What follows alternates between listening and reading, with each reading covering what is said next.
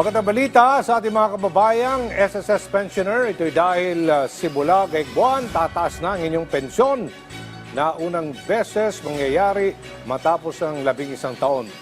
Nagpaalala naman si Pangulong Ferdinand R. Marcos Jr. sa SSS at GSIS na protektahan ng kontribusyon ng kanilang mga miyembro na bungaan niya ng ilang taong sakripisyo. Si Harley Valbuena sa sentro ng balita. Retiradong glassmaker, ang 62-year-old na si Tatay Filimon Oligario. Tumatanggap siya ngayon ng 7,500 pesos na monthly retirement pension mula sa Social Security System o SSS. Pero ang pensyon niyang natatanggap ay tataasan na at magiging 8,250 pesos dahil sa SSS Pension Reform Program. Makasaysayan ito dahil ito ang unang pension hike matapos ang mahigit isang dekada. Malaking bagay po yung dagdag na yun dahil yung pambili ng mga gamot, pandagdag sa pambili ng mga pagkain ng mga bata, kahit ganito, tumutulong pa rin ako sa mga anak ko.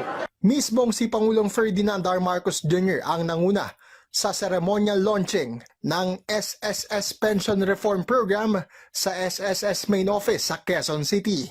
Sa ilalim nito, tataas ng 10% ang retirement at disability pension simula ngayong buwan. Muli itong tataas ng 10% sa September 2026 at panibagong 10% sa September 2027.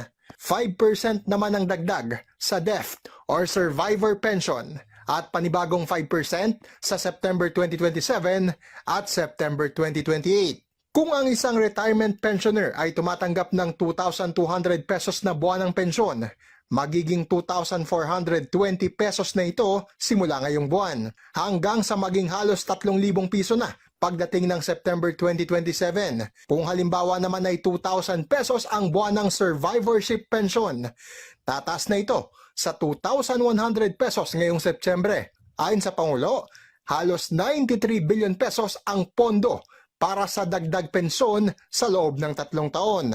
Paraan din ito para mapaunlad pa ang buhay ng maraming Pilipino. Bilang pasasalamat sa ating mga kababayan na buong buhay na naglilingkod, nagtatrabaho para sa ating bansa. Simula nung unang araw ng Setyembre ng taong ito, itinaas na natin ang inyong buwanang pensyon. At taon-taon, ito'y tataas hanggang 2027. na walang dagdag na kontribusyon mula sa mga miyembro ng SSS. Rest assured that the men and women of SSS will continue to be committed to work hard to fulfill our promise to the Filipino people. As of September 5, 2025, mahigit 3.8 million na SSS pensioners na ang nakinabang sa taas pensyon. Maraming salamat SSS at President Bongbong Marcos sa dagdag na 10% sa aming mga pensyonado. At least nakakatulong sa araw-araw na pangangailangan. Thank you very much, mahal na Pangulo. Ang paglulunsad ng taas pensyon ay isinabay sa pagdiriwang ng ika-68 anibersaryo ng SSS. May direktiba naman ng Pangulo sa SSS at pati na rin sa Government Service Insurance System o GSIS. Sa mga kapwa ko, lingkod bayan na sa SSS at GSIS, huwag natin kakalimutan na ang bawat kontribusyon ng ating mga miyembro ay bunga ng kanilang pagsisikap at sakripisyo. Kaya naman, tungkulin natin na tiyakin na sa oras ng kanilang pangangailangan ay nandiyan tayo, handang umalalay at magbigay ng ginhawa sa kanila. And that is why I direct the leadership of these two institutions to guard this trust with the highest integrity and vigilance. So, invest wisely, modernize your systems and make your processes efficient. Ensure that your services are easier to reach, be it through digital platforms or help desks and kiosks, even in the most remote areas.